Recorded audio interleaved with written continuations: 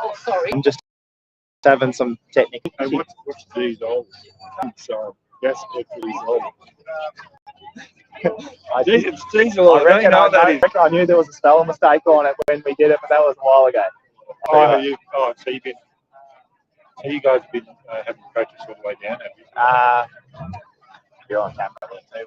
Yeah, we've been doing stuff all over. Victoria, New South Wales, South Australia, so it's all one of those. Everyone knows.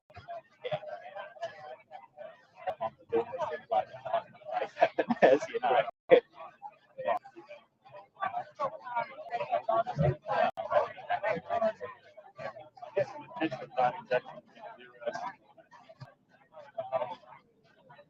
How are you?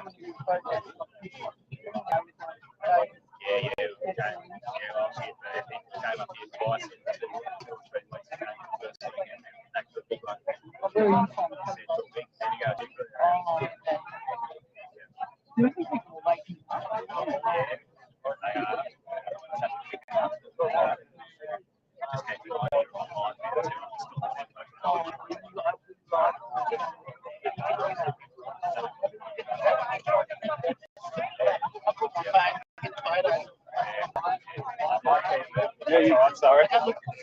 Yeah, thanks. Good on you.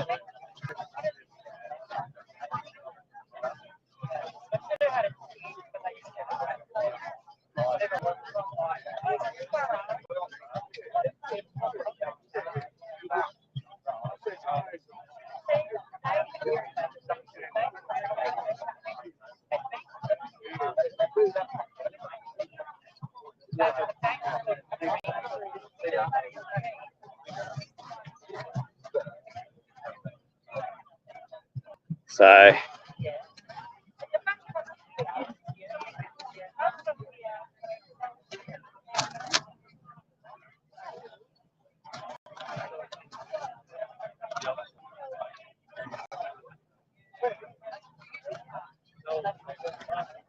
right, to go whenever you want. Okay, so here we are today, Billboard Battalion. We're at Canberra at the farmers' protest. Today is the Tuesday, the 6th of February 2024. We're setting up our marquee and stuff here. We're going to do a lot more today. We're still got some things to set up because it's been very. We're just talking to people constantly, coming up and saying g'day and wanting to talk about things. So we're a bit behind schedule in getting our whole setup done here. But look, it's overcast. We've had showers and rain last night. This morning is still threatening to pour rain here in Canberra. So we're setting up our tents and swags and things in the rain last night. Had to do that, but anyway, we got through it. Got off the phone about 2 o'clock this morning and up again at 6. So anyhow, we're here at Parliament House, and if Nick's going to do a bit of a walk around with the camera while we finish setting up. This is just a bit of an intro, and I reckon at the minute there's probably 600 or 700 people here. It would be good to have 6,000 or 7,000. But anyway, a lot of the people here I think are freedom fighters, and it's definitely a bit of a disappointment to see that we don't have very many farmers here, because there's not many. I've seen a handful, but I don't think there's very many. So we really need to motivate them, and I think it speaks to the point that we really need to start telling people about the facts and what's happening. I'd like to ask anybody in the crowd who may be speaking today, we're just if you could come up to the back here for our proceedings. Yeah, so they're about to kick off into gear there. We'll be doing a bit of speaking and some interviews and that for other people as well here. So Nick's going to do a bit of a walk around now with the camera so everybody can see what we've got and what's here. right in front of Parliament House. If I turn around this way, you'll be able to see Parliament House in the back there. That's the new one. If we turn around the other way, down here, you can see we've got old Parliament House behind us. So anyway, I'll get back on the job with what we're doing and setting up here. And Nick's going to go for a walk, and you'll be able to see what you like. And we'll do a bit more. We'll be doing lives all through the day, continuing this live stream. And hopefully everything works good. Hopefully we make contacts and a lot of networks, station out, and challenge some of the things that some of the speakers are going to be saying. Because as I've said before, a lot of the speakers who are on are just going to be the ones who want this problem.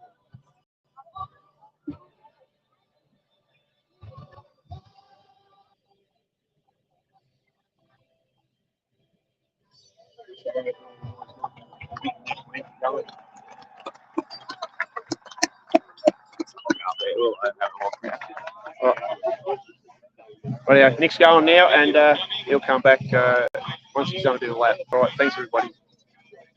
Canberra, your nation's capital, try and change the situation. It's great to see you all here, and this is important that we all stay together. Look around you. This is your family. We need to unite. We need to move together. We're going to change this shit, okay? Which brings us, why are we here?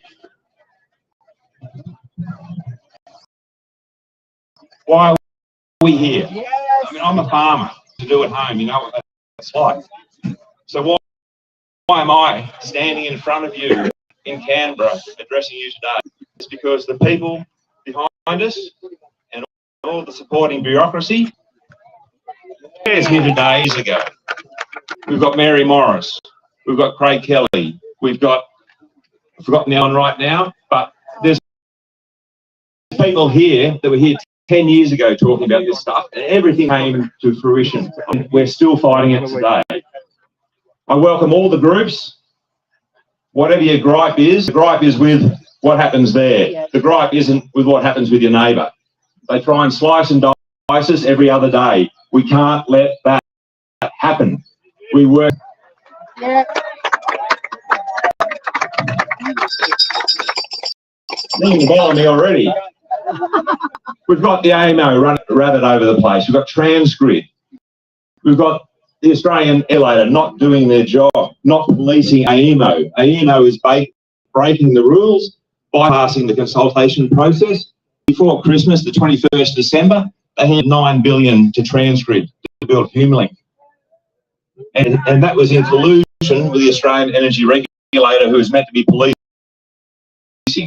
And then you've got the Australian Energy Market Corporation. It's just alphabet soup who sits back, writes the rules, but doesn't enforce. So I want to ask, why are these errors? Why are we, and all this bureaucracy we pay for, is missing in action?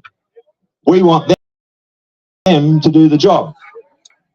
We get a ticket for jaywalking or not wearing a mask, and these people, you know, shovel millions their own and walk over us and tell us that we have no choice, that we have to take this right across the country.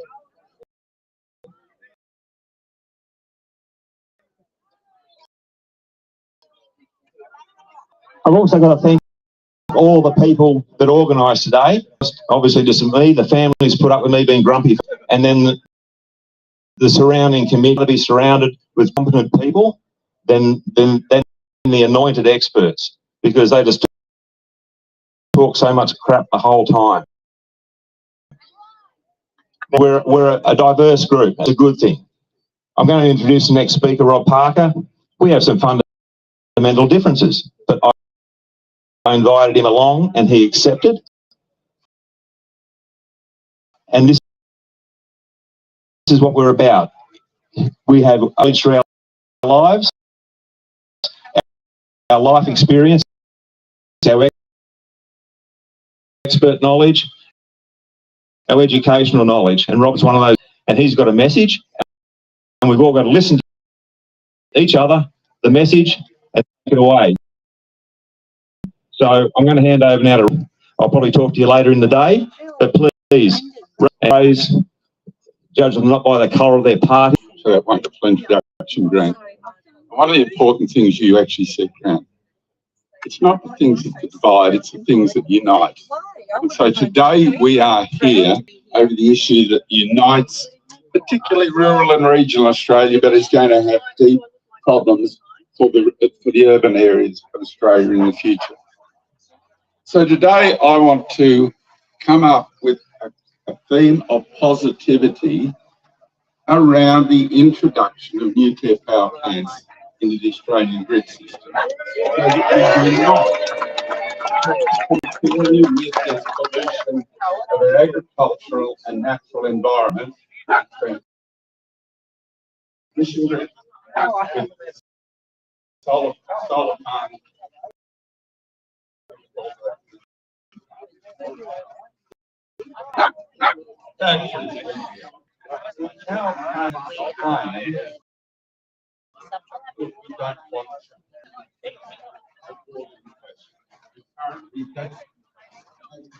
Really well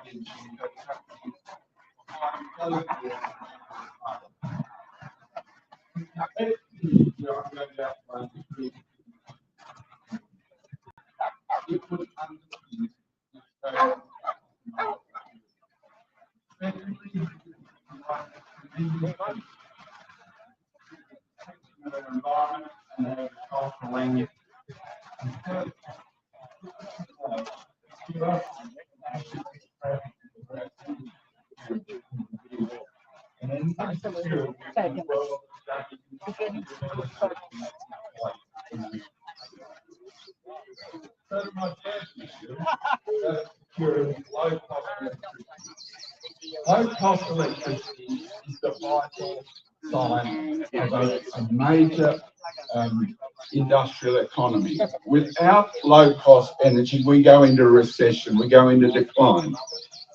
And nuclear is key to that, as we see in Europe. When the Germans rolled back their nuclear plant, they've gone into recession.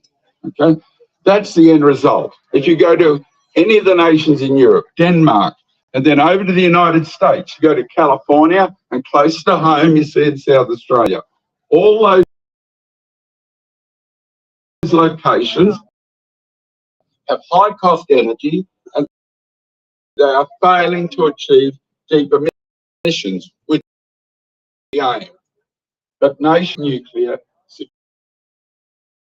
secure their energy future. The reasons for the high costs of a wind solar system are really simple, because it's not just at the farm where you either make energy, it's about the cost.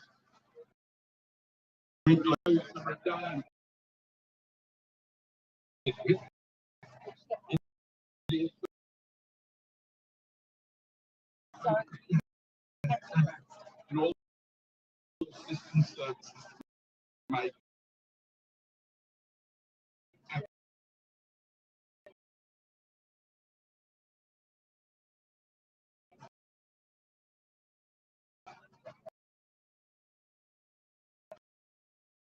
when you put all those things, you time span, which has been facilitated by colleague of Dr. Robert Barr,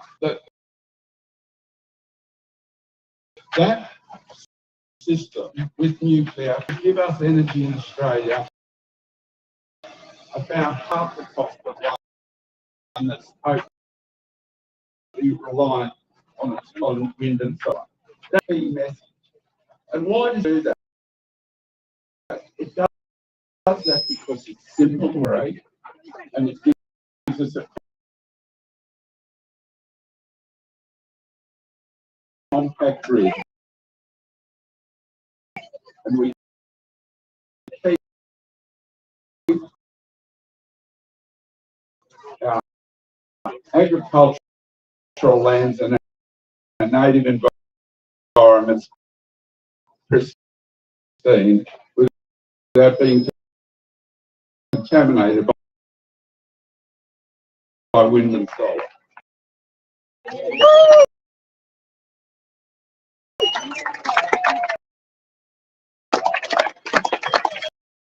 Further, we got the problem that the future wind and solar in this country is very uncertain.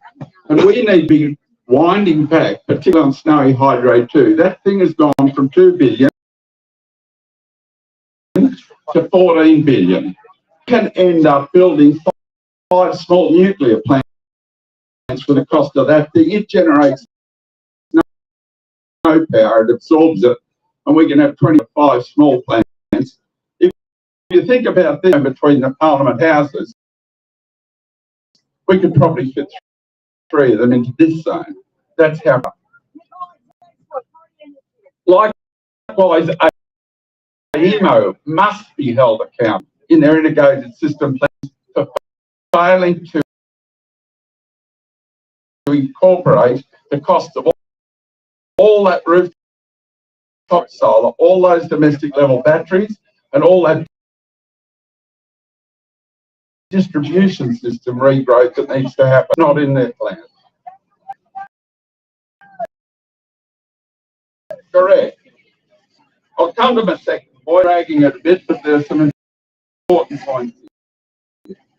My second point is that our actual land and our environments. A nuclear energy-based system will use about 1/8 of the non-renewable materials of a wind and solar system.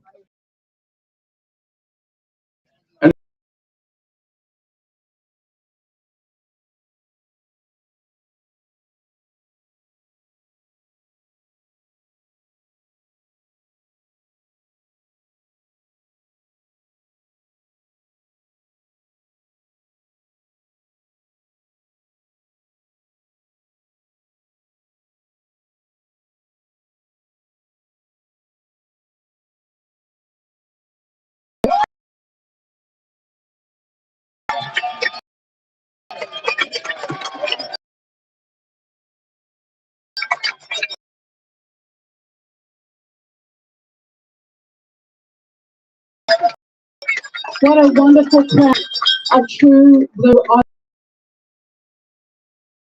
Aussies. I begin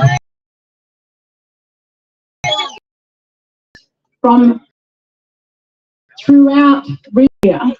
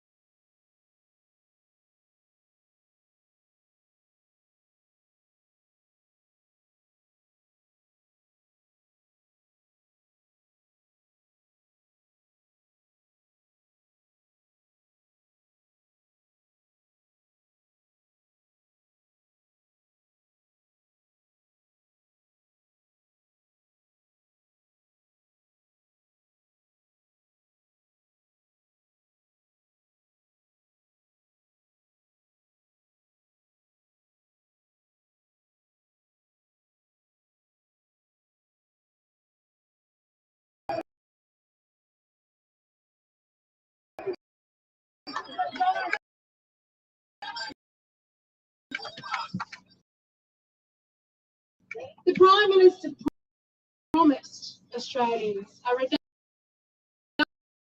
reduction in our energy bills of $275. How achieve that with renewable energy? I had the wonderful of driving across the beautiful past a hell of a lot of flying, so I had to jump in the car. I drove from out the husband across Barclay over to the Sun Coast. Made our way to take with one where they are. Thanks to them for your hospitality. And I got to hear from people about their concerns about what this means for them, what renewable energy means for them in the regions. And as I left Tamworth, and then through to Cooper Pedy, and nothing angered me more than the sight of wind turbines. Yeah. As after hearing regional Australians about what it means to clear their land, what it means to have to dispose of these horrible eyesores once come to the end of their life. The fact don't produce real energy, slightly, when the wind blows. But when the sun's out, wind's not blowing now, and the sun's not out now, is it?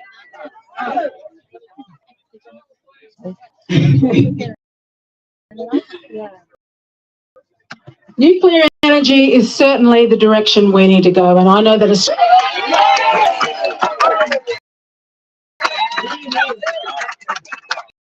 we hear the words clean and green put together a hell of a lot, but I think that the renewable energy is as clean and as green as many would like to make. Certainly nuclear. So I'm here to listen to everyone. Thank you so much.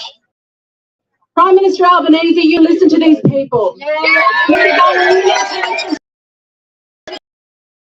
People to stop taking us down the path of destruction, because it will impact, it is impacting every single Australian. And it's high time, certainly inner cities started listening to regions. It's time many of our politicians started listening to the regions. It is real Australia that is the heart of this living. So once again, I'll be making sure that I go back to my party rooms, to the floor of the Senate, and to continue to argue and to fight for what is right for our country. And thank you for all your wonderful effort here.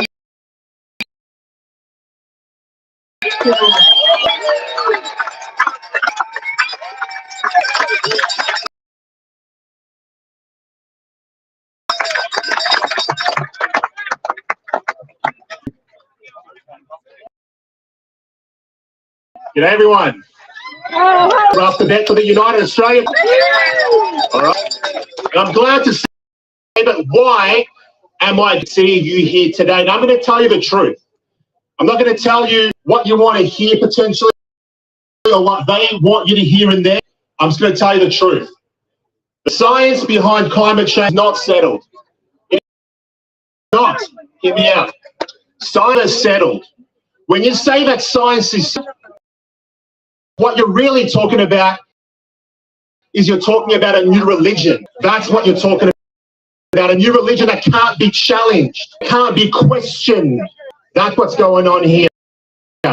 Who benefits? Who benefits? The globalists benefit. You don't benefit. The Chinese Communist Party benefits. You don't benefit. We shut down our country. We shut down our productive capacity. We say no to cheap coal and gas. And we say yes to expensive so-called renewables that are not even renewable. I'll tell you why. What is renewable about digging up rare earth metals, Africa or Brazil or wherever else, putting it on a ship, sending it somewhere, solar panels, making wind on another ship, setting it up, installing it, and then its useful life is 15 years. Then guess what? It goes in the bin, it goes in the tip, you can't recycle it. The only thing that is renewable energy is the cost. That's the only thing that is renewable about so-called renewable energy. So I want to welcome you today. I want to welcome you to this. You're here. You're making your voice heard for too long in the country, for too long. People have sat on their ass and they have not been involved in the political. They've allowed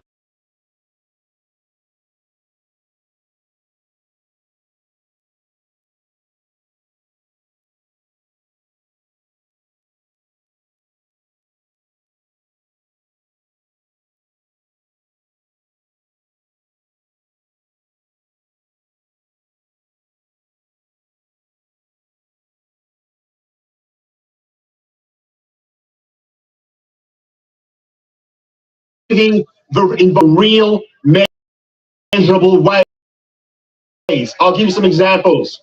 Maybe for the real pollution which they, example, vehicles into rivers and estuaries. If you're going to produce a product or a service and byproduct of that is plastic or things that are into landfill, make sure that you reduce and reuse that as much as possible. Plastics to go into the ocean, forests, these kind of things, that environmental action. Putting up a whole bunch of solar and wind turbines on prime agricultural land is not. It is not. Now, carbon is plant food. It is plant food. Now, this whole transition to renewable energy, it is a wealth transfer. It is a wealth transfer. Let me tell you about China. Okay, China is building new coal-fired power plants every single week. While we shut ours, what's going to happen? Our country's going to become a third world nation, and manufacturing it's already going offshore. It'll continue to go offshore because we cannot come here in this country because we have cheap, abundant power. If I didn't know any better, I would swear that the people in that place are CP. I would swear it. Even if you want to say this, it's all about money. Even say this, even if you want to say, okay, we believe in the science of climate change, fine. If you believe, then we need to do the best for our country and we need nuclear power. The Liberal Party will come out and say that, oh, look at us, we support nuclear power. I'll tell you what, nuclear power is a UAP policy from a decade ago. That was our idea, now steal it. They're going to steal it. According to Anthony Albanese and Chris Bowen, Minister and Prime Minister Albanese, get this. To build 10,000 kilometres transition line by 2050. 10,000 kilometres. And we need to install a wind turbine every 18 hours and 22,000 solar panels every day to meet the 2030 target. Ridiculous. 22,000 every day. Where do you think it's going to go? On prime cultural land. I guess Klaus Schwab was right when he said you're going to eat the bugs, right? You're going to own nothing and you're going to be happy. Good job in that place of seeing that. You'll eat the bugs because they'll be covered in solar wind turbines. I'll give you one.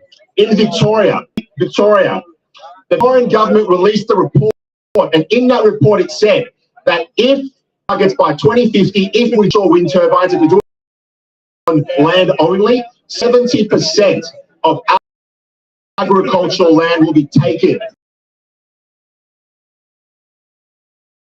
for so-called renewable 70%.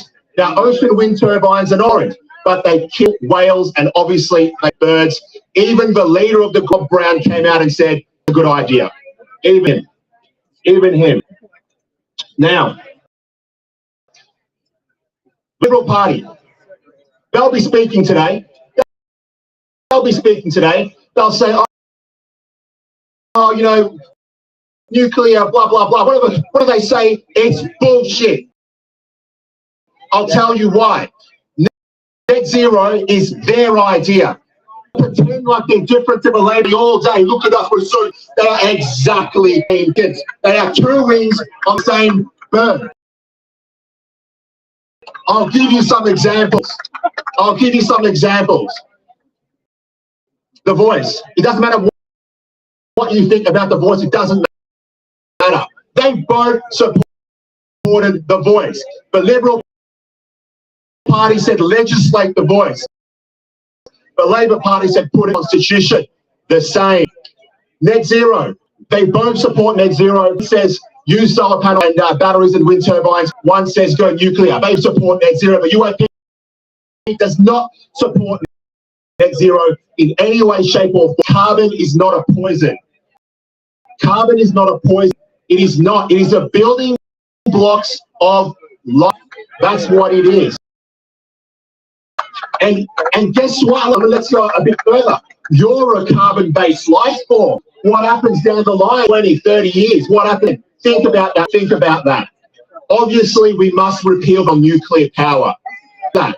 We all know that Labor and Liberal being the same, the disinformation. That was a Liberal Party originally. The former Communications Minister, Fletcher.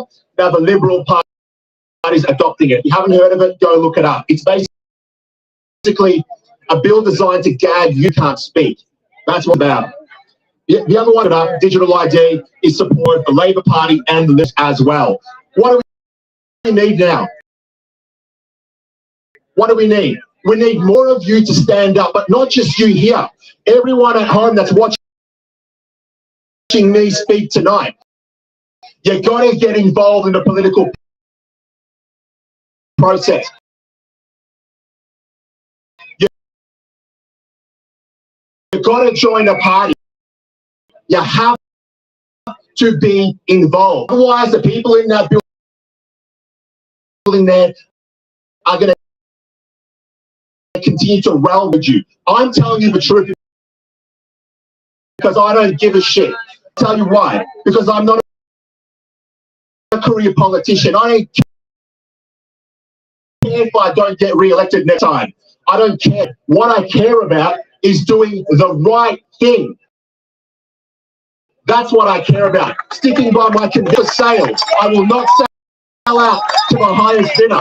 I will not meet with the globes and all the lobbyists building that twist people. I won't do it. This is righteous. This will be disgusting. Rotten to the core. You can fix it. You can fix it. You can make a difference. Be in office next time. Support the right candidate. And for God's sake, stop voting no different. Two wings on the same bird. Thank you. Okay. How great to hear from one of the honest senators in this behind us. Thank you, Ron. Standing here, I feel a bit of you. Years ago, stood in this very that the reckless renewable policies of the Labor Party time were going to drive some. Back then, we enjoyed some of the lowest prices in the world. But this summer, we have many pensioners and many Australians that couldn't afford to turn the air conditioning on. And this car, there'll be many, will they eat or will they eat? That is what this reckless renewable has done. And it shouldn't. The great natural advantages of our country are that magnificent scene that runs down our eastern seaboard. That is our inheritance that has created wealth and prosperity in this country for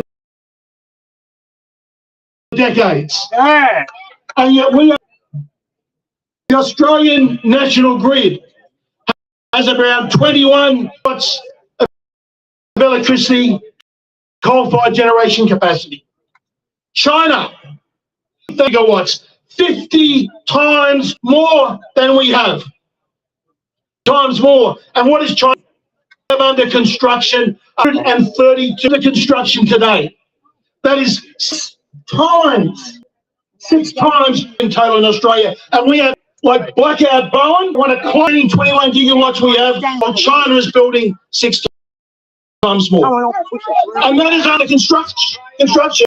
In addition, 250 in pre-construction, more than 12 times what our total grid is. And we are told coal is unviable, it doesn't work, and yet the Chinese want to buy our coal from Australia, ship it to China, and use it in coal-fired power stations in China. This is a betrayal of our nation. This is all the madness of net zero. And it's just the Labor Party that we should blame. Yes, we know Mr. Blackout Bowen, a man that his ignorance is only surpassed by his arrogance. It is also the Liberal Party and the National Party. Now, later today, we'll have speakers from the Liberal Party standing on this stage, and we'll have speakers from the National Party standing on this stage. My former colleagues, good men and women. But the truth is, they have signed this nation up to net zero. So unless they are prepared to say we got it wrong and reverse that policy decision, they really, I'm sorry to say, they do not deserve a place on this stage. They've got to grow a spine, grow up Australia first, and so we must get rid of net zero. Because if we continue with this nonsense, with this net zero nonsense, even if we stop the wind farms at Port Stephens, or stop them down off the Wollongong coast, the Illawarra coast, all that will happen is they will move elsewhere. The only way to truly stop them is we have to reject net zero. Net zero is a sellout to the globalists, is a wealth transfer from the Australian nation to the Communist Party of China. It hands the Communist Party of China an economic, political, and military advantage over this country. And we've got to tell the fools behind us that work in that building and the fools that advise them, they are selling out our nation.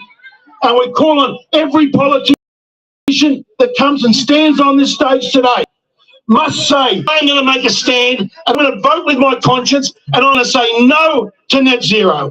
Thank you very much.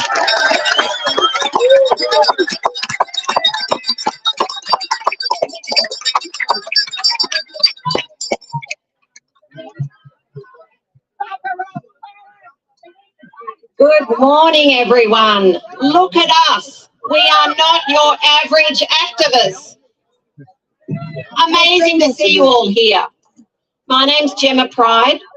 I'm from the Central West. I'm representing a group of farmers from Mudgee, beautiful part of top tourism town 2 years in a row, but not for much longer if these fools get a hold of this renewable energy thing and run with it. We have to stop them today. We have to call on this government for an urgent Senate inquiry now. Stop these projects.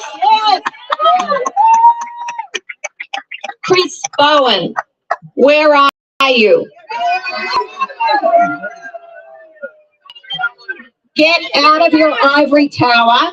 Get over here. We've got a lot to say today.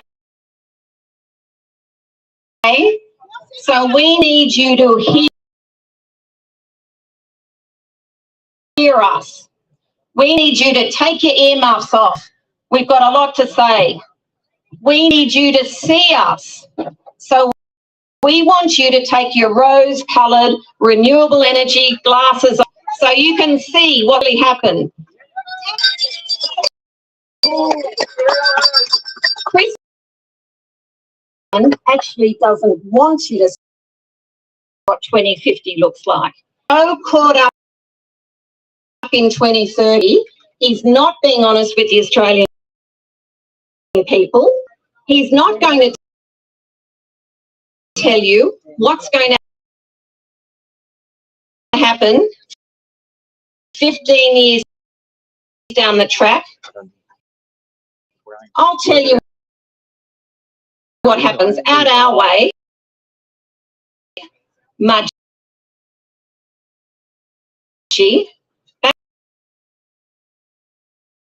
in the 1800s, our land was mined for gold. Any multinational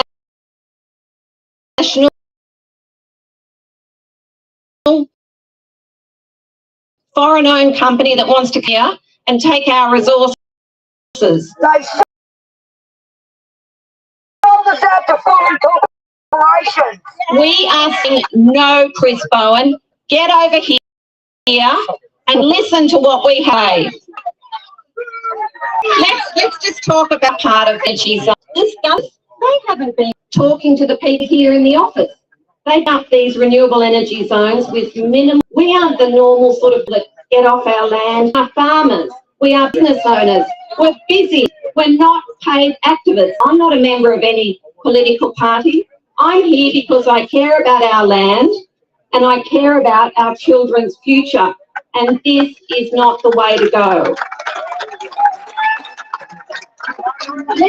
Let's talk about wind turbines for a minute, because that's what's planned around our area.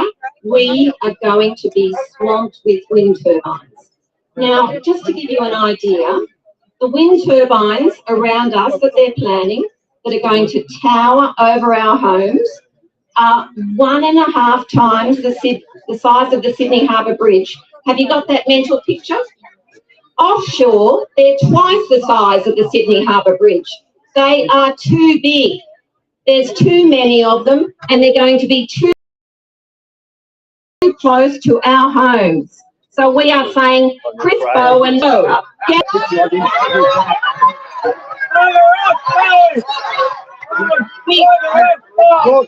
Chris Bowen, we want you to tell the Australian people exactly what our beautiful land is going to look like in 2050. I'll give you an idea. It's going to look like a scene from a Mad Max film. We are going to have rotting wind turbines spread all over our rural landscapes. We are going to have them, they're going to be, they'll be scuttled out in the ocean. And you know why? They are too expensive to repatriate the land, or the ocean is too expensive to take down. You can't break these things up and put them in the recycling bin.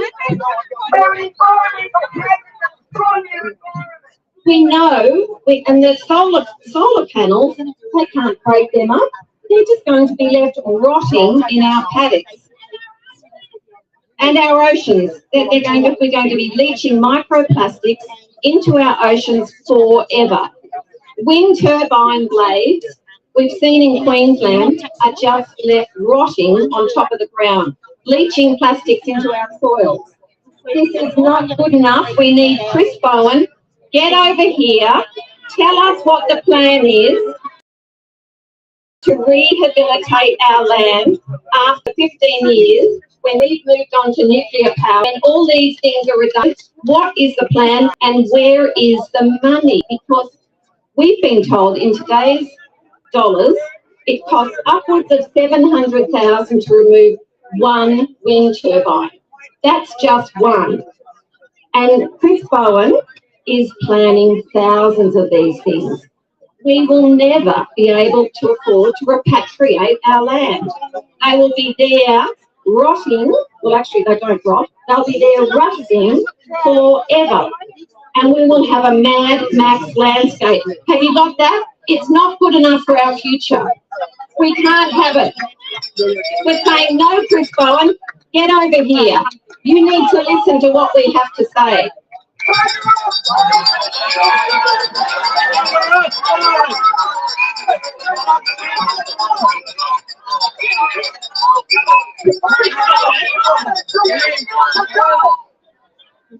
Chris Bowen, we need to tell you what a farm is because apparently you're confused.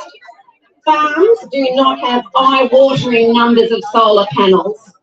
Farms do not have eye-watering numbers of batteries. And we don't have our hills with rows and rows of wind turbines. Farms are for growing food. Stop calling these factories, these farms factories. They are factories and you are industrialising our rural. So we can see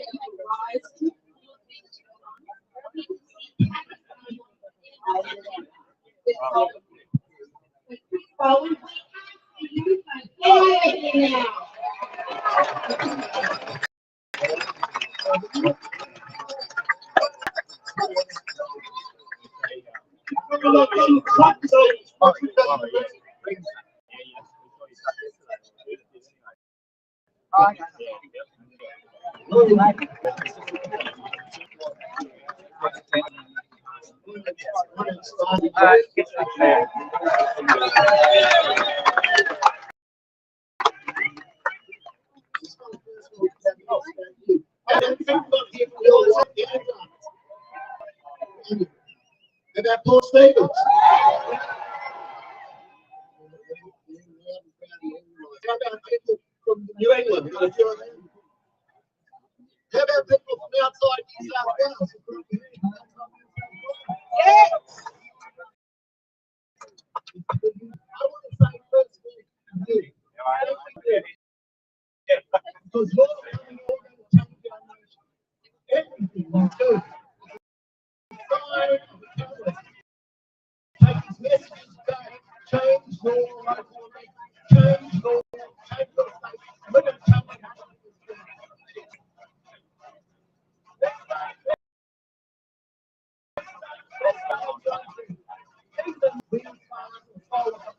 these are not farms of factories, they are industrial dumps.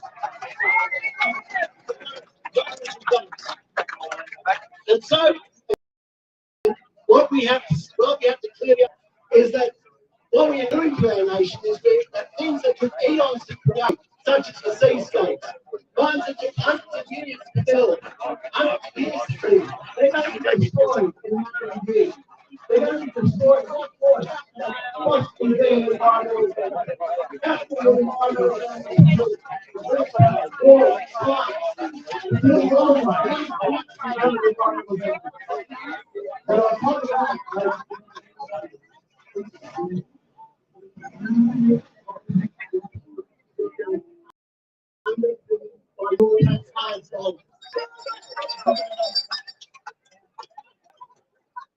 Why doesn't Mr. Bowen tell us to return his dividends into multinational companies? He underpins it, maybe on pays money, they borrow their money at 4%, they're just putting 40% in their pockets. And you do. After the Brexit state, you end up actually paying the bill. What a great deal. Where they come from? Yeah. What was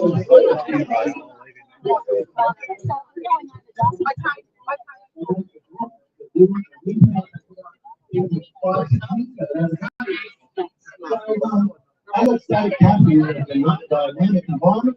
We probably I hope go to nuclear, probably head off in that direction. What's going to happen to these wind towers? There's filth that's all over our countryside. That's all off our beaches. What's going to happen to them? Guess who's responsible for pulling them down? The farmers. The farmers.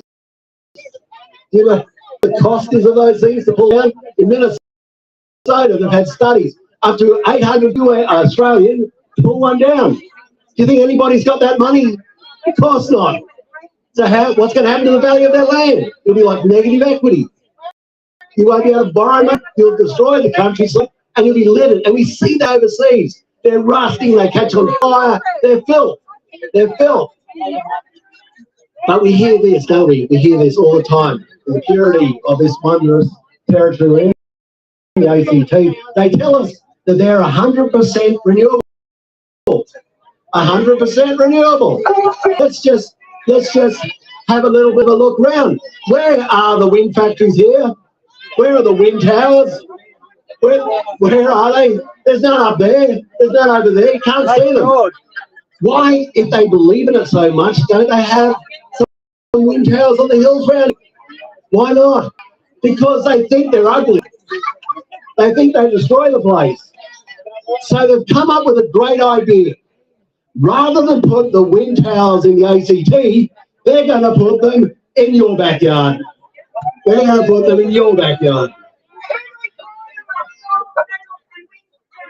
Well, they're all overseas. They're all totally imported and overwhelmingly foreign owned. Totally imported and overwhelmingly foreign owned. So what we are seeing, the result of all this, is they say that power prices will go down. Well, I'm not surprised here. Power prices have gone through the roof. The power price has gone through the roof. The reliability has gone through the floor, and your money is going overseas. And that's supposed to be a power plan. It's not a power plan, it's a swindle. Ladies and gentlemen, let's just close on this. This is the start. This is the start, right? You're the army, this is the start. Okay? If you're from the Illawarra, I want you to go home and get more. I want you to get fired up. I want you to talk to your local members and remind them that they might not have a job after the next election unless they change their mind.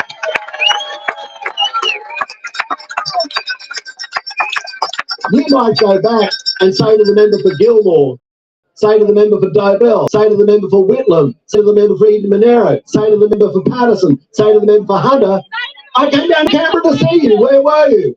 What? Why didn't you come out? Why didn't you come and talk to us? So this is the issue here is the only thing that really puts fear in people is if, of course, you lose your job. That puts fear in people. What you've got to do is create that, not in a rude way, not in a threatening way, but in a political way. Say, I don't think you've got a job after the next election unless you change the way you're treating us. Because the way they're treating you like rubbish. They're treating you like the rubbish that they're going to put all over your legs. So thank you very much. I put more power into your arms. Keep going. Keep up the fight. All the best and God bless.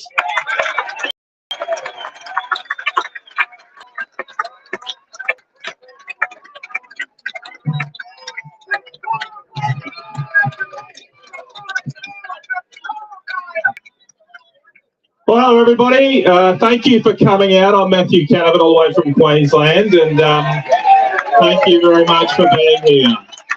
Thank you. I'm going to start off like Barnaby and with a bit of a survey. Hands up if we've got some ABC listeners in the house today. Anyone? Some of you? Okay, there's a couple down the back. That's good. Well, so most of you might not have heard their report yesterday morning on the radio, and they titled a news article associated with it, and I'm quoting here, majority of farmers support renewable infrastructure on land. Majority of farmers support. What do you reckon? Do you reckon that's true? Do you reckon that's fake news on the ABC?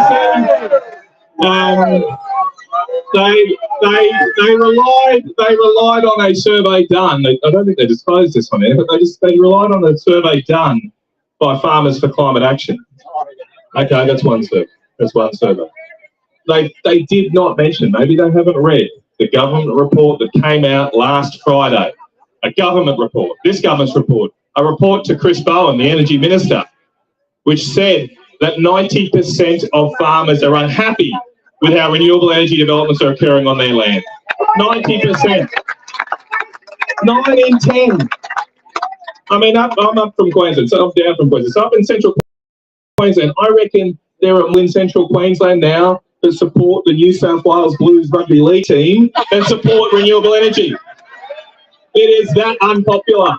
People hate it. They don't want it. And we need to tell people why they don't like it. Why they don't like it. Because people in the cities, all they see are these fanciful TV ads from a distance with beautiful elevated music playing in the background. They don't realise the reality.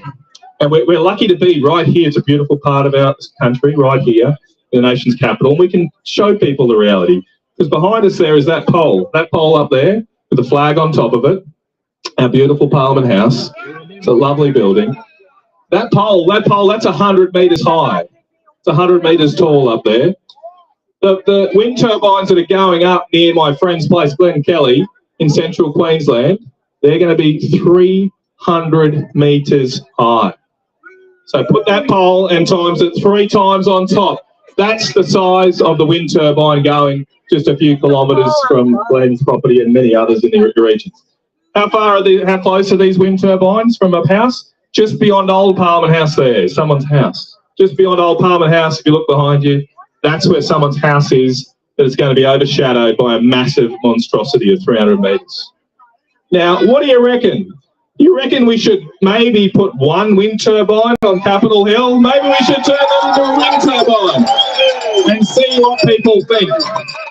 There won't be a house for 1.5 kilometres around here, so that's great. That's great. They can have 1 here. We're going to have 60 of them in this just one project. 60 of them that size. They're going to cover an area of 10,000 hectares. 10,000 hectares. You can't see 10,000 hectares. You'd have to, I had a look at it this morning, you'd have to draw a map, draw a line from the airport out there, all the way to Mount Aisley behind you, out to Mount Madeira, over the Belconnen, back around the Redfield.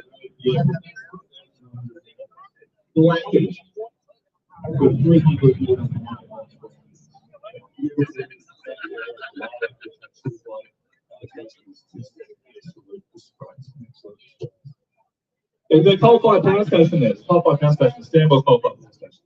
It produces 10 times the power of this wind project on a tenth of the land. On a tenth of the land. And if you were going to build nuclear, that would just be a third of the size of the coal-fired power station. And these people who are backing these projects say they're environmentalists. They have the temerity to say they want to protect the environment. And they are destroying it. They are destroying it. The only thing brilliant about renewable energy is money. That's what this is about. It is all about what people making a lot of money. And I'll wrap it up with the folks going to the planet, trying to convince themselves of the free second I will let one. You have thought another projects. All about that. And we're going to fight back against this. We're going to fight back against this. Now, I'm glad that there is excellent turnout. It's a huge turnout of people who've got jobs, a lot of life. This is showing a difference.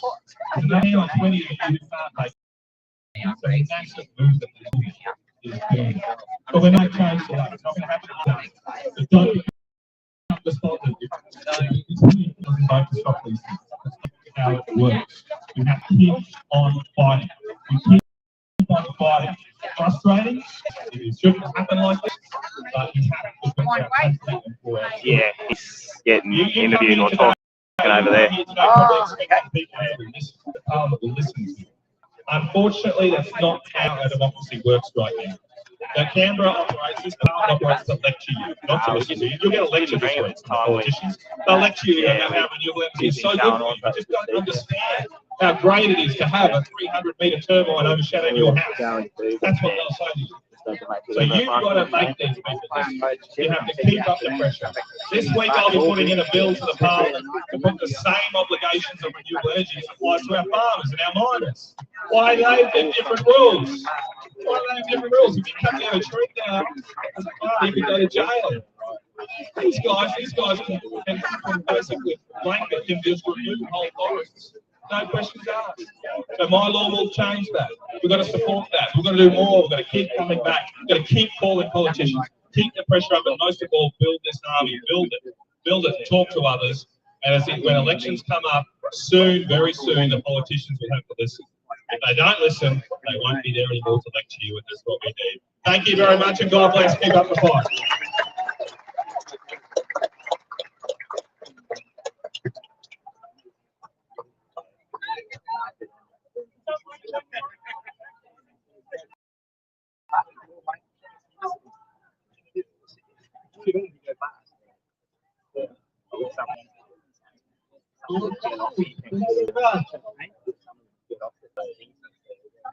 To all of you that have come today, many of you from the Hunter and the Wild Coast, know me, I'm David Gillespie, a member for the Wild.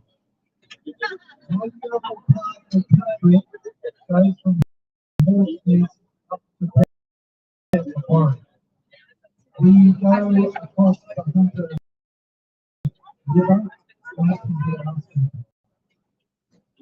I've slowly been and then at sea by wind farms.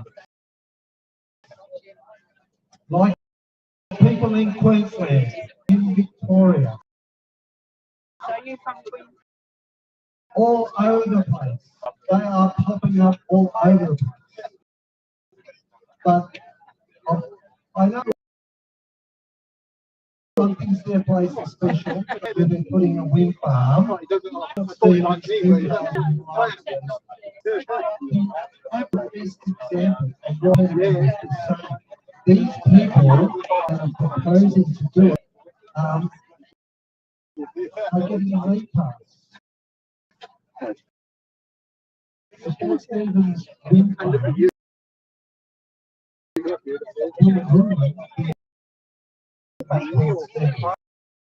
we've just been by April and the news from the Boiling we've got a federal we have got friends are islands in birds and plants and animals, so that's their favourite. It's also the favourite of people in the Hunter, one of the biggest businesses in Hunter. There's $1 billion industry in Port Stephens, the blue water economy, television, dolphins, fishing, marlin, as well as commercial fishing. In Wind Coast, we have up to 5.2 gigawatts of energy. That's about 257 metre towers. It means that all the commercial traffic into the port Newcastle, the port, will be excluded from that. Fishing grounds that we, New South Wales, fish, a third of it is compromised by the spring tides. So it fails on the economic front. As far as electricity goes, it is a actually crazy idea to think you can replace 24/7 electricity with something that depends on the wind. Like this it's going to work on windy days. Is Newcastle going to operate only on windy days? Like it's all this false mantra that renewables are capable of taking over the baseload of any wind system. No one in the world is proposing to do what Chris Bowen and the other people advocating for 80% renewables. The grid will be very unstable and more of this won't fix it. It's ruining the environment while they think they're saving it. Now, and what you're doing today is showing that it's not just one group here, one group there, it's Australia-wide. So for those of you that have come from everywhere else, whether you're up at Walter, whether you're out there at Mudgee, they're down in Victoria, there are plans everywhere. In Queensland, there are 10 renewable projects that are very advanced. We have former Greens advocates who are now totally against it because they've seen the destruction of koala habitat, of remnant forests and vegetation. All the developers get a lead pass. All these people are carpetbaggers. They are not farming the wind for electricity. They make their money out of the renewable energy certificates. They get a subsidy now because they're desperate. They are going to have zero risk in building it by the equivalent of contracts for people. So the amount they need for the investment, it'll be underwritten by the government. So all those bills are going on your tax bill and your electricity bill. The other cost is industry that runs on electricity. All this is incredibly expensive. There's no rational reason to think that we are different from any other country that has tried to do this. Germany and Europe failed. They had wind droughts for 3 months. The UK was on its knees. Germany, the industrial capital of Europe, has now got all the coal-fired power stations firing up, and they just announced they're going to do a whole heap of gas-fired power stations because they worked out that wind and solar together won't run an industrial economy. So keep up the action. As Matt said, this one rally, this is just part of the journey. We've got to keep the pressure on the government to make sure our environment isn't destroyed, but your environment, your job, your farm, your fishing industry, and also people that aren't in those frontline energy-intensive industries. Cloud computing, all the office jobs run off electricity, and to put it all at the whim of the weather, it is a crazy idea, and it's an incredibly expensive idea. The more the percentage of renewables grows, the more expensive it will become. Because for every megawatt of renewables, you need a megawatt of either gas, coal, pumped hydro. So, keep up the anger. Chris Bowen needs to get a message. You being here will help do that. You're giving us strength as your members of parliament to speak out loud against bad ideas. For all those people, my people in the Hunter and the Wild Coast, we are fighting the fight. We want you to grow food. We want hundreds of thousands of acres of solar farms taking up good ag land. We don't want rangelands destroyed. We want our food beautiful like it is. And we want cheap food. We want Australia to make stuff again. That comes with cheap energy. Bring back cheap energy. Bring back manufacturing. The exact opposite will happen with these wind farms.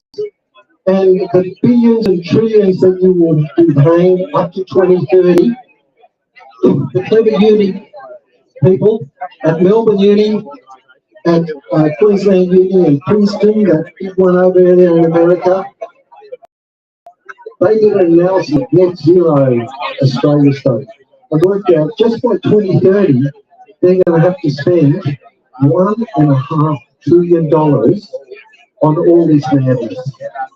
And it's our money, and it's driving jobs and manufacturing and our sovereignty overseas.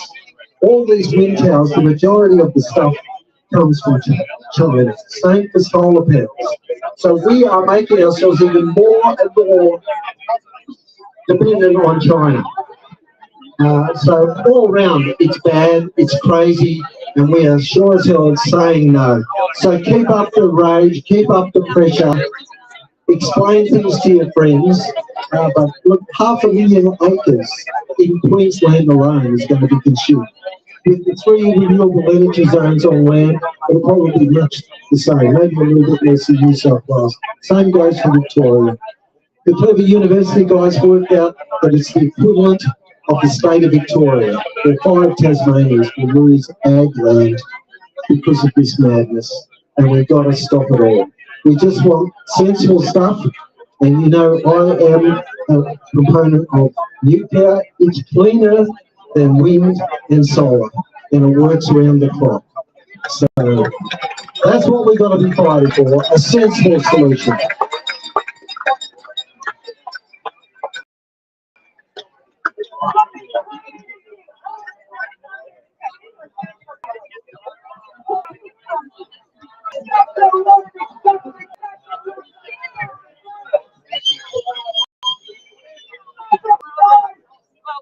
Well, ladies and gentlemen, good morning. For those of you who don't know me, my name's Pete Pitt. I'm from Queensland, and I'm here to say no. And with me is Michelle Landry, and behind me is the team from Queensland. How many Queenslanders in the crowd? Let's hear you. Now, in the building up behind you, there's a guy who thinks you're wrong. He thinks you're wrong. He thinks you don't know what you're talking about. Anyone know what his name is? He starts with Chris. What's the next bit? Chris Bowen. Now, Chris Bowen, he doesn't agree with you. So I'm here to say no. And I'm here to say no because you are right. And I've fought this nonsense for 10 years. They have wanted to cover your land with a tarpaulin of solar panels. They want forests of wind turbines. Off the east coast of Sydney, Mr. Bowen's proposition is 5,000 megawatts. That is 1,000 turbines, 1,000 towers in the ocean. It is wrong. It is absolutely wrong. So let's have a look at what's going on around here. It's pretty straightforward. It is pretty straightforward. Is Mr. Bowen right? Give me a proposal. Yes. Are we saying no to Chris Bowen's much more expensive proposition? Yes. Should Chris Bowen resign? Yes. And for every single person that's here, that's given up their day, that's given up their work, there are thousands and thousands and thousands of you. So thank you for turning out. Thank you for being here this morning. We will fight for what is right. Who thinks this is cheaper? Thinks it's zero? Who thinks it's reckless? So what we're saying to Chris Bowen, you are wrong. You are wrong technically. You are wrong for the environment. You are wrong for our country. You are wrong for Australia. You are wrong for its people. And you should go. So much. Good morning. God bless.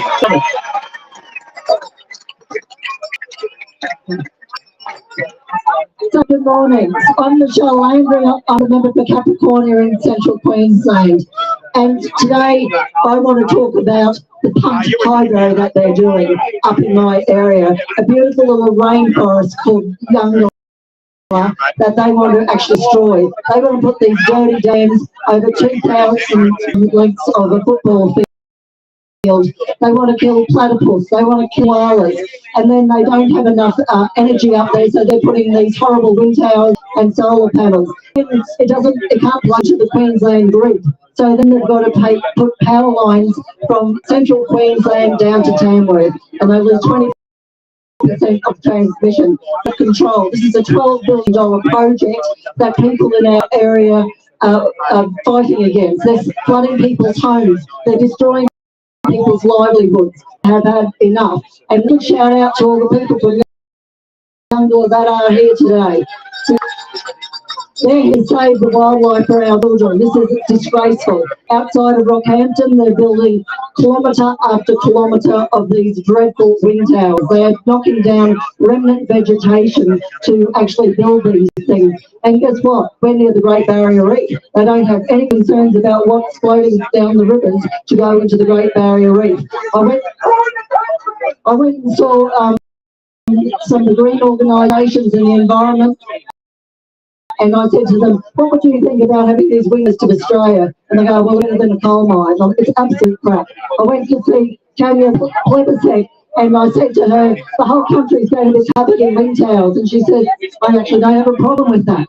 These people are in the city seats. They have no idea. They are destroying this nation, and the people are rebelling. Thank you.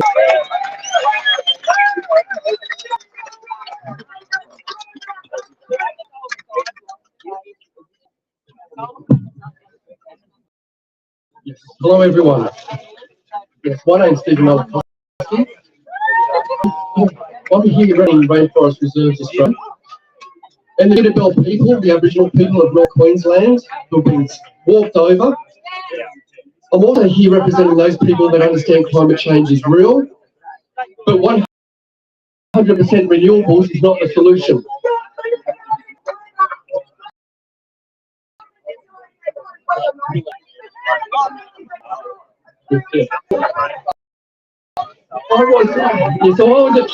I thought that renewables were going to save us.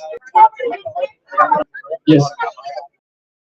So I thought renewables were going to save it. So I got behind the Mount Emerald wind farm, the industrial wind farm in North Queensland, and documented it. And I think that was a price to pay, was to sacrifice northern coral habitat, critically endangered plants, but that was the price to pay to decarbonise. And I documented the construction, and it was, so we need, let me talk. So I documented the construction, and now that the wind factory is now built, I'm looking at the wind data, and the wind data is atrocious. It doesn't live up to what the proponents said.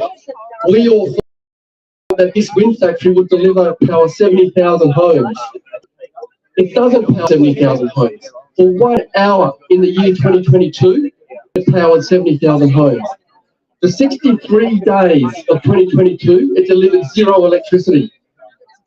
For half of the year, it delivered less than 10 megawatts. It's a complete scam.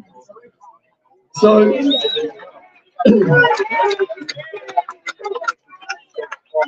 since that project, I'm now looking at what's happening across Queensland, and we now have 110 projects like Mount Emerald proposed for the Queensland Great Dividing Range. These are projects that are going straight through to Keeper. They're going through local civil non-impact. There's no capacity for appeal. They go through state code 23 at state level, so they go straight through. They're exempt from the Nature Conservation Act. They're exempt from the Vegetation Management Act, Nature Conservation Act, and all the reef regulations. So we're seeing these industries going into places that have seen high elevation forested areas with no mechanism in place to stop destruction. We've now got 60,000 hectares in Queensland to be cleared of remnant forest.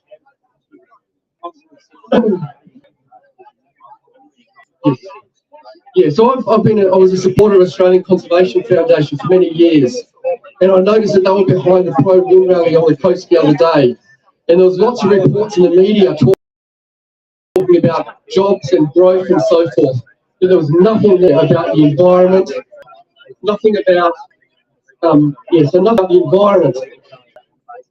This is typical now of the mainstream conservation groups. The conservation groups do not stand up for nature anymore. Now, Land Conservation Foundation, all the Friends of the Earth, not one of those representatives or those campaigners or coordinators have ever stepped foot on a proposed project in Queensland. Not one. So these organisations are flying around the world, to these roundtable meetings that climate, yet they don't ground truth where these projects are going. They've got no idea of what the impact is.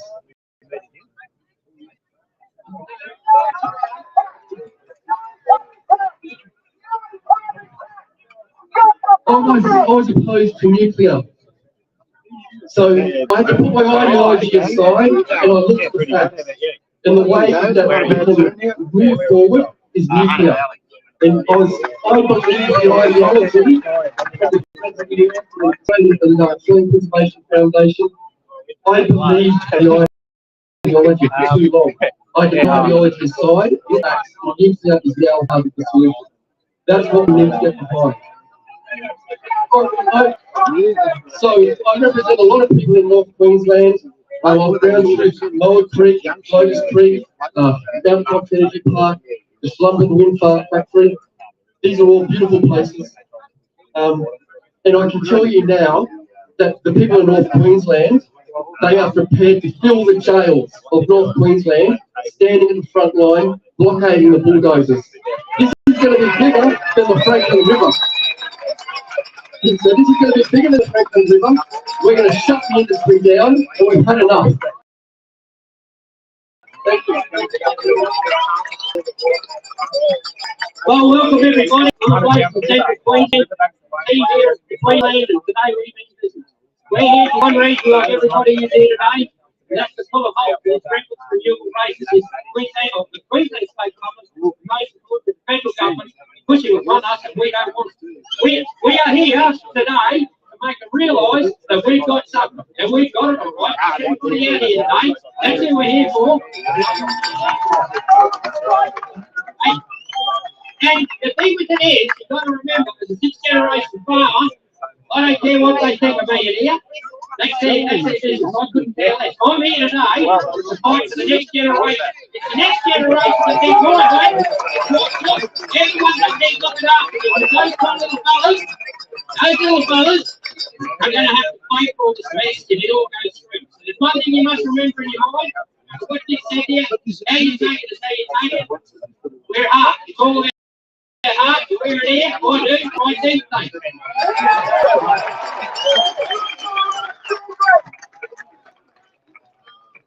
Yeah, well, hello everyone, and welcome to Canberra. And this is all about sending the government a message about that we do not want this reckless renewable energy anymore. We all know it's been delivered like this so that we have no say. The whole process of approvals is a sham. It has been deliberately designed like that to put you people in a position where you cannot oppose these things. Local government in Queensland is used as the shop front by the Queensland government to give approvals to these projects. They do not have the resources, they do not have the expertise, and they do not have the time and effort to put into researching exactly what happens with these renewable projects and the enormous impact of it, particularly on rural regional Queensland. We know that the environmental protocols that are cast upon agriculture and the mining and resource sector do not affect the renewable energy sector. And again, it's been deliberately done like that. So you need to understand what is happening here. I've been talking about it for a long time. Keep going, send them the message. We don't want it.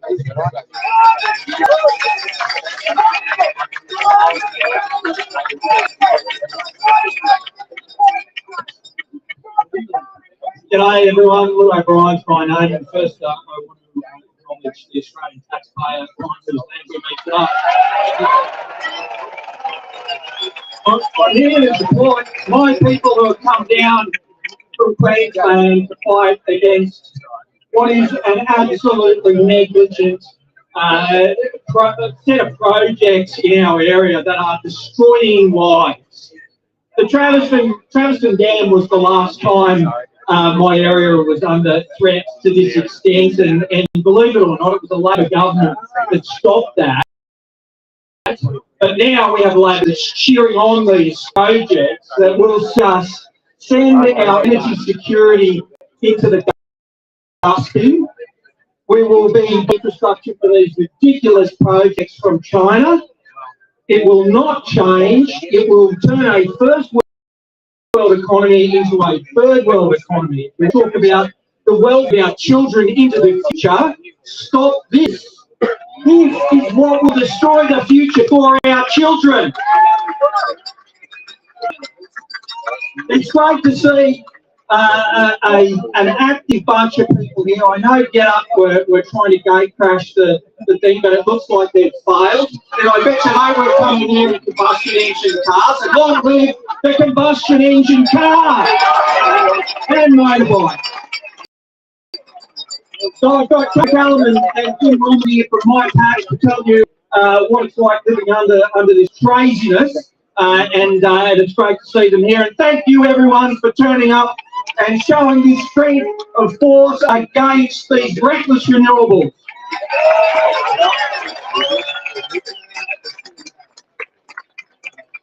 Yeah, g'day everyone. My name's Katie McCullum and I come from Kilpeven in Queensland. I've made the trip down here to Canberra today because I need to tell you what's going on up there. I represent the Kilpeven Action Group and my friends at the Save the Merriam Coordinating Group. And there's a couple of blokes here in this big building called Blackout Bowen and Airbus Elbow. And there's another couple of blokes up in Queensland, Mick DeBrenny. And those four fellas, well, they didn't even bother to ask the people, the plants or the animals where I come from, whether they've got the economic, the environmental or the social license to roll the reckless renewables out over our homes. So I'm here with a message for Debreni and for Miles and Blackout and Airbus. No deal. No deal. Pack up your bulldozers and your drilling rigs and take them away, because up in Kilkeven our gates are locked. You are not welcome on our land. So we've got two Queensland government-owned corporations that we're battling up there. They're called Powerlink, that's the guys on this poster here, and Queensland Home. Now they reckon they're going to put in a pumped hydro project at Barumba Dam, and it's going to cost $14.2 billion. Now the example we've seen set by Snowy 2.0 tells me that $14.2 billion isn't going to stay at that. But dollars aside, let's talk about something that no dollar value can ever replace once we lose it. And that is our environment. And up there, if this dam goes ahead, there is going to be a massive swathe of subtropical rainforest drowned. And that means that every single living organism in that area will die. We've got fig trees up there so big that all the people on this stage couldn't even put their arms around them. They're the home and they're the food for critically endangered species like the Coxon's big parrot. And down in the water holes that they want to drown, we've got the critically endangered Mary River turtle, the Mary River cod, lungfish and the platypus.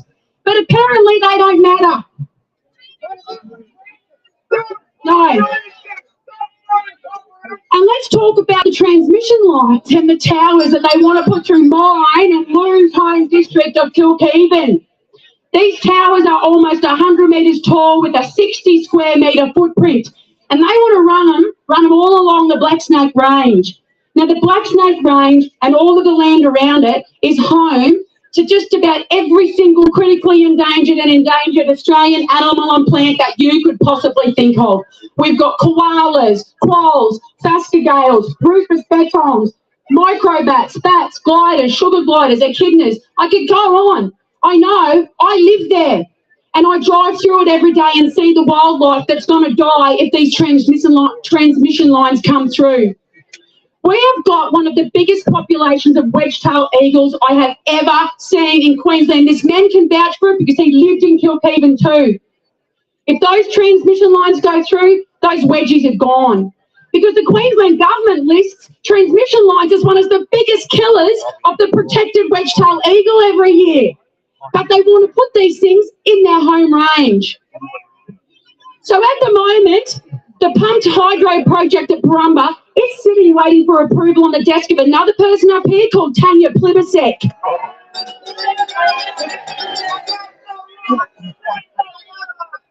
And what worries me about her giving approval to this project is the fact that we found out that there's an almost extinct skink called the Nangur spiny skink who lives directly in the path of all these projects, and they failed to list it on the affected species list.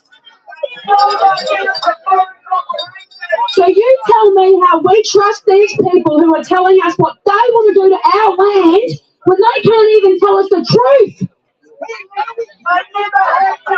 And that is why I am here to say that everybody in my home district is demanding a Senate inquiry.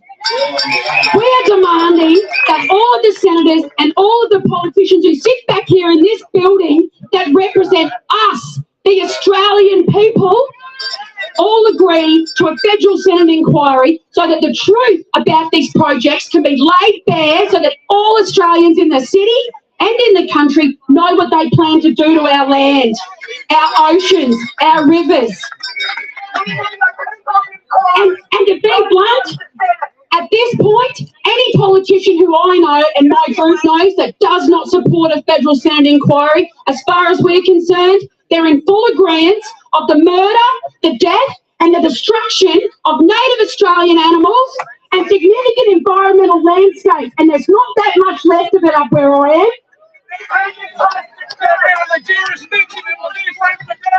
So I just want to finish with one message here today, and that's to these guys, Powerlink, the Queensland Government-owned corporation. Our gates are locked. You are not welcome. Thank you to everybody being here today.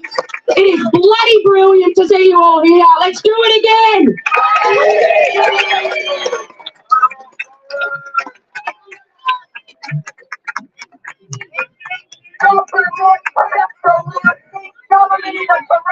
Hey, hello, my name's Jim Wilmot. I'm a beat producer from the South Burnett in Queensland. I'm also chair of Property Rights Australia. Now, you know, the government just loves rolling out the rhetoric, don't they? How good this rollout of renewables is going to be for us. You know, the economic boom for the regions, the growth, the jobs, the community infrastructure. But we all know they keep feeding that deception to us, city and country. So we are here today to tell the truth. The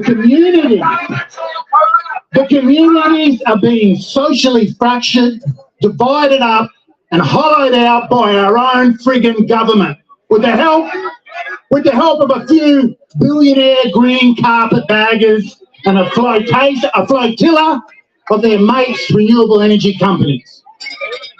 So I'm here just to give you a few snippets from what's really happening in these regions. Let's talk briefly about the small, beautiful, idyllic village of Rye Park, Southern Tablelands, New South Wales, a beautiful place known for its wool and meat. You know, Big Wind came to town with their greasers. They promised prosperity. They promised economic growth. There's no losers here, only winners, they told them. These people, in the first 3 weeks of this project, the big trucks rolled up their tiny main street. Pictures fell from house walls and tiles came out of their friggin' bathrooms from the vibration. These residents have to put doomers on their friggin' windows and pillows under their doors just to get some bloody sleep. But you know, they wake up each morning now and instead of staring out a beautiful scenic rural vista, it's an industrial pincushion, 360. The town is totally surrounded by wind turbines. But you know, they did get a new footpath up the main. But hey, what about the small little rural hamlet of Caban, 70 kilometres southwest of Cairns in North Queensland? Again, the company Greasers moved in with the wind farm. You know, mate, yeah, it's going to be great. Prosperity for all. These people lie in their beds at night. Wind farms not that far away. They look at their ceilings trying to sleep and it's blood red from the lights of the wind turbines at night. And then there's the noise.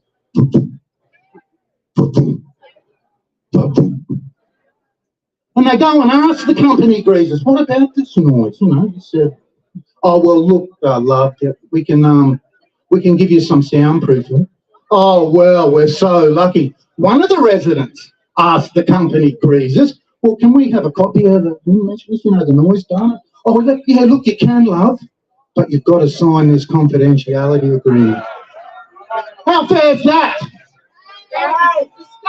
So what's really happening here, people? You know, Blackout Bowen and Albanese, they're trying to shift it to say, oh, no, it's a few cowboy renewable, you know, but it's them. They have developed the policy platform that is doing this to us. And they're just finished this big renewable inquiry, you know, some people are complaining about how we consult with them. Surprise, surprise, we aren't happy, mate. So you know what their recommendation? Let's do a point scoring system for the renewable energy companies. You know, we'll pick the best one, they'll get funded.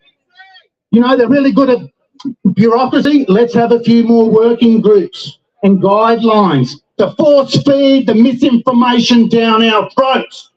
We don't want that.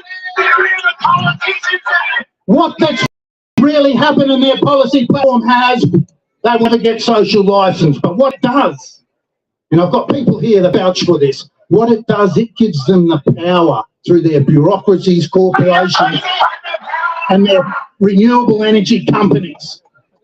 A license to treat us with no respect. to give us no dignity, a license to increase family breakdowns, wreck marriages, split people apart, a license to increase depression, to increase suspicion of each other in these small communities, to treat us with no dignity, a license to just treat us like chessboards, like pawns on a chessboard, to be swapped out of the way in the checkmate of what is their 230 targets for renewables. So I'm here today to put all politicians on notice across the political spectrum, okay? Because what we want, and what we want now, is a Senate inquiry to bring some truth, reason and reality to what is really happening. Thank you all for coming.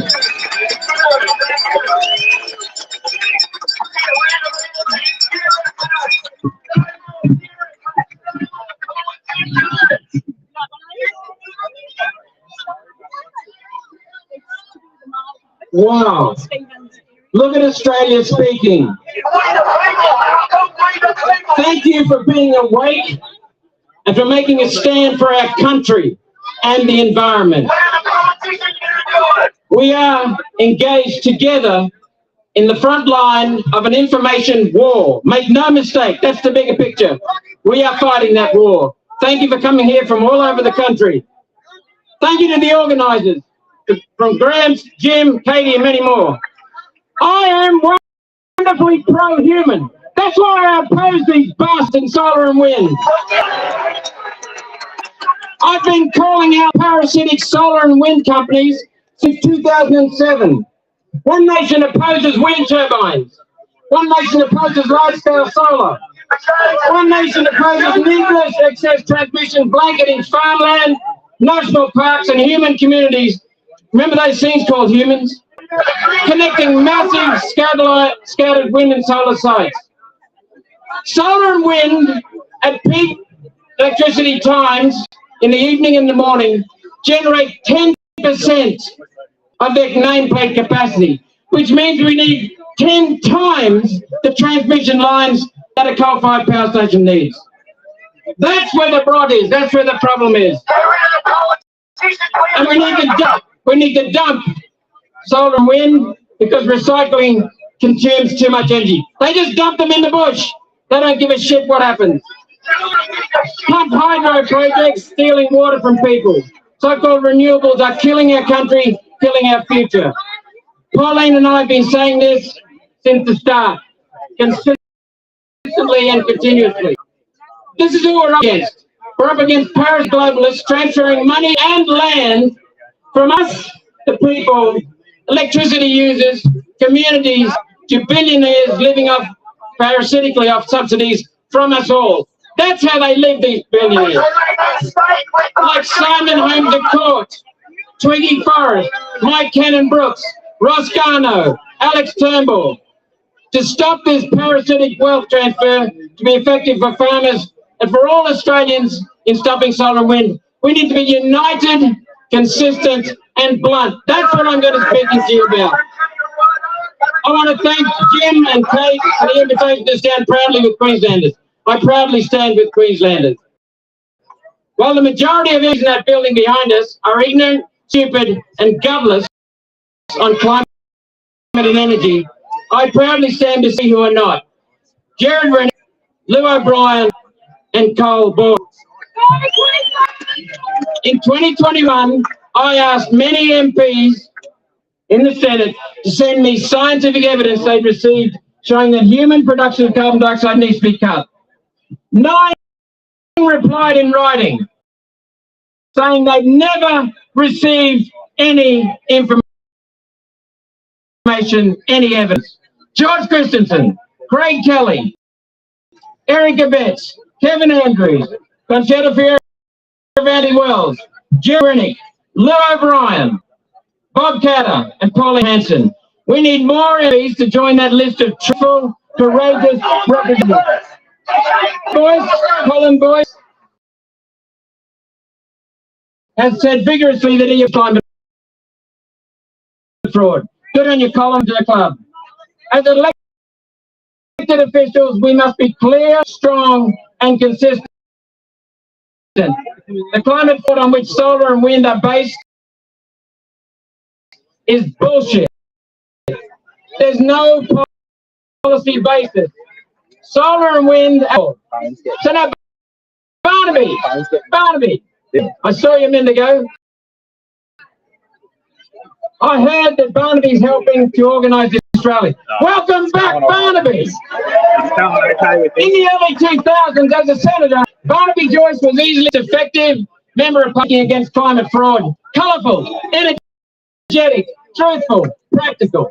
Yet, in the 26th election, Barnaby, you faced a challenge in your New England against Tony Windsor. And Prime Minister Turnbull promised $100 million on renewables as an election sweetener to buy you farmers' votes. That was a real kick in the guts to me. And they're closing this bullshit. When a staunch and respected speaker, Barnaby, against climate, blows $400 million supporting solar and wind. Barnaby undermined and betrayed us all. It's the past. Welcome back, Barnaby. I want you to energy initiative. We have the first federal MP to raise climate change was in the 80s, Mr. Bond, a Liberal. The UN Kyoto Climate Protocol compliance by John Howard, a Liberal. Stealing of farmers' property rights to use their own property so Australia complies with the UN Kyoto Protocol, John Howard, a Liberal.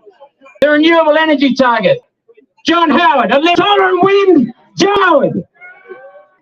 The national electricity, John Howard, a Liberal. The emissions trading scheme, the carbon dioxide tax. The first party to have a poll was led by John Howard, a Liberal. Despite all of that, as Australia's #1 government put out solar and wind and the main destroyer of farmers' property rights, 6 years after leaving, John Howard said in London that on the topic of climate science, he was agnostic.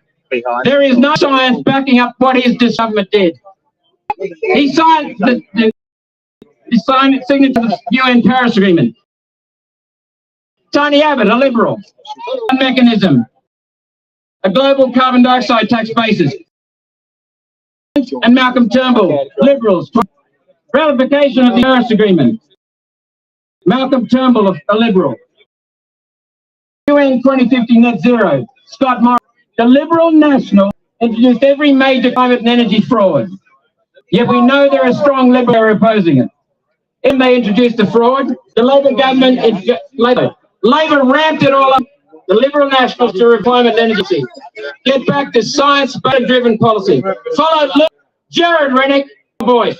Get back on.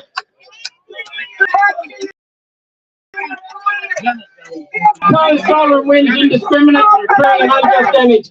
This to farming, to people's lives and livelihoods. Humans matter. They're fundamental to our communities. They're damage to the natural environment. They're killing the environment to save it. What a lot of bullshit. Australia's current and future productive capacity are being smashed. Farming, manufacturing.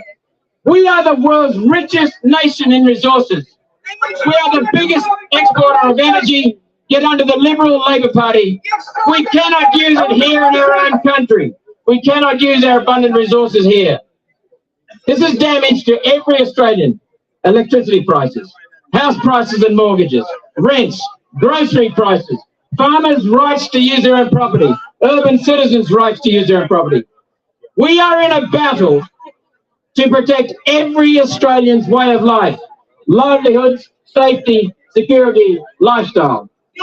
Before he died in 2022, my good friend, Professor Tim Ball, the Canadian climatologist, and the world's best opponent of climate fraud, reminded me of American President Thomas Jefferson's statement. He said, there can be farms without cities, yet there can be no cities without farms. No farmers, no food. Disrupted farmers, expensive and scarce food. To save farmers and our very own food production, end renewables, stop solar and wind. As MPs, we need to all be consistent and use data. That's why I use the example of Indigo. To hold solar and wind supporters accountable, we need data. That's essential for ending. We need to use data. We have the data, we need to use it. That's essential for ending large-scale parasitic solar and wind, excessive transmission lines, wasted pumped hydro, and instead use the cheapest forms of power. Paulie and I have always opposed solar and wind. We will continue to use solar and wind until this bastard blight stops. Thank you for being here. Thank you for speaking up.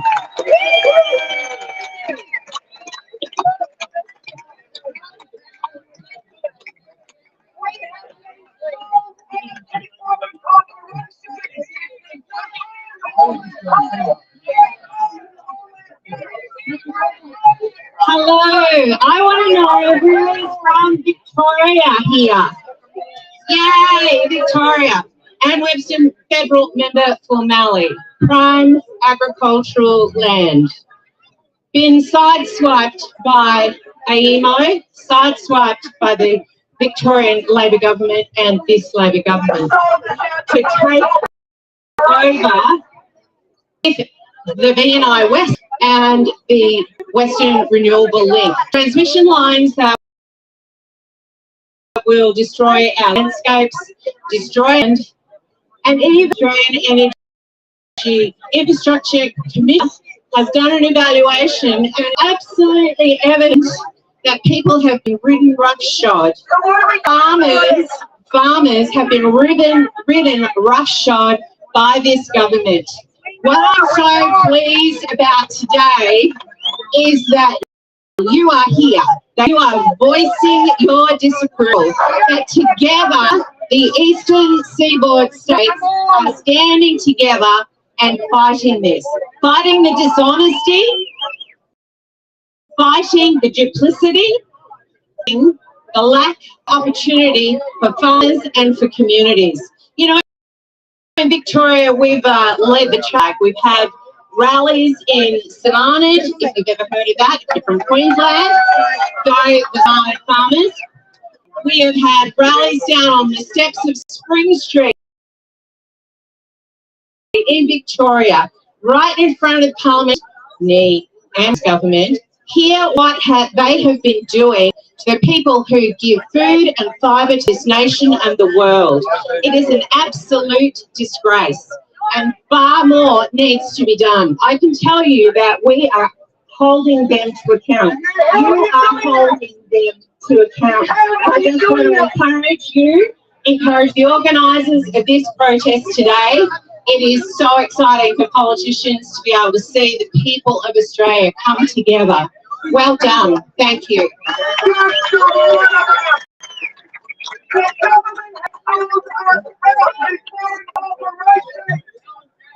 Hi guys, thanks for coming down today. I'm pleased to support this movement that is opposed to renewables. It is neither good for our economy, it is going to threaten the livelihood of our farmers, it is going to threaten the livelihood of everyone that relies on energy, that relies on our energy. Yeah, thank you, and a little bit of respect we can, you know, at the same time, yeah. I'm doing it all the time. Okay. And then we also are against the idea that renewables are good for the environment, because they're not. They're destroying our environment. They're a threat to our farmland, they're a threat to our waterways, and they're a threat to our wildlife and our bird life. So thanks for coming down today. I'll continue to argue against the renewables, but can I ask you please to get active in politics and get into a political party and voice your support inside these parties, because we need all the help we can get to push back against the big government narrative, the media narrative, and the narrative of the vested interests, to inflate our parties and get people to not stand up for their constituents. So thanks for coming today, and I'll continue to fight for your rights and your prosperity. Thank you.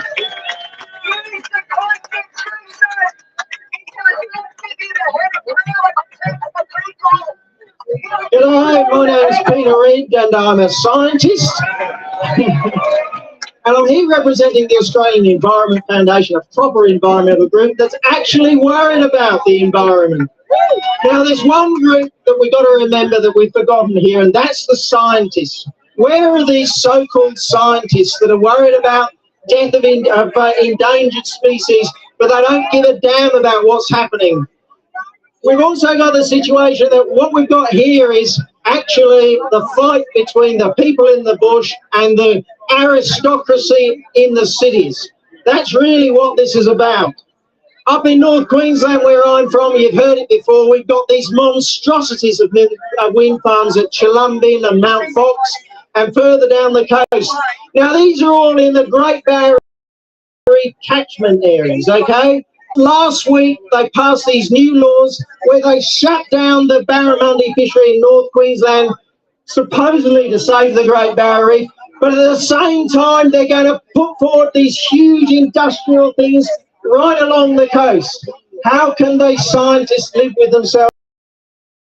How can these sort of people who make the law be so hypocritical to these sorts of things? Then we've got to look, we're actually solving a problem that isn't here. Even if you do believe that the climate will be 1 or 2 degrees hotter, that's not a big problem. And the carbon dioxide, you just need to look at the science. In Australia in particular, the extra carbon dioxide makes our trees grow faster, it makes our crops grow faster. It's not a bad thing. But even if you do think it's not a good thing, why do these scientists and these politicians, this aristocracy, why do they eliminate the possibility of nuclear? Now, I'm a physicist by training. And nuclear, they say, oh, the radiation won't be so terrible. Do you realise that the average quarter-acre backyard in the top 1 metre of the soil in a quarter-acre backyard has 2 or 3 kilograms of uranium in your backyard? I estimated that under this hill, a 1 kilometre cube of soil underneath this hill here would have enough nuclear material, uranium in it, to make around 100 to 1,000 Hiroshima nuclear bombs. That's how much uranium there is naturally. We're all naturally receiving huge amounts of, well, not huge, but small amounts of uranium, and now they worry about tiny quantities coming from nuclear power.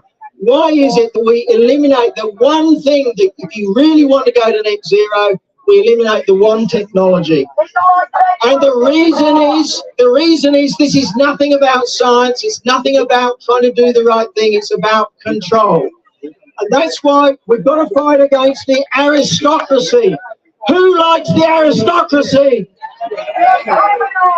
Do you feel like being peasant for the rest of your life? No. So we've got to get no to this ridiculous net zero madness. Thanks very much.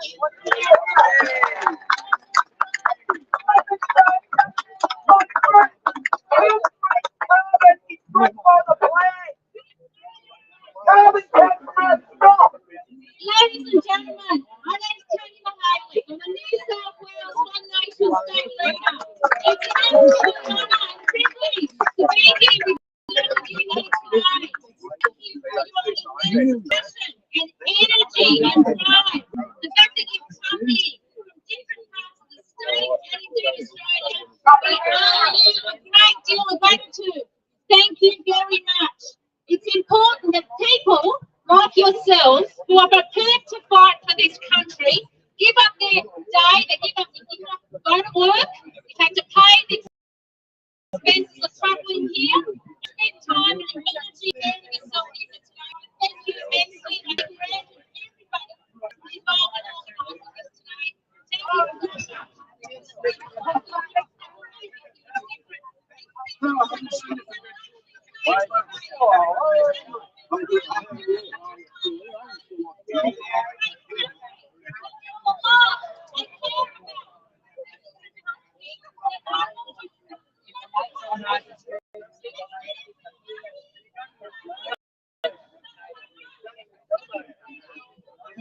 you.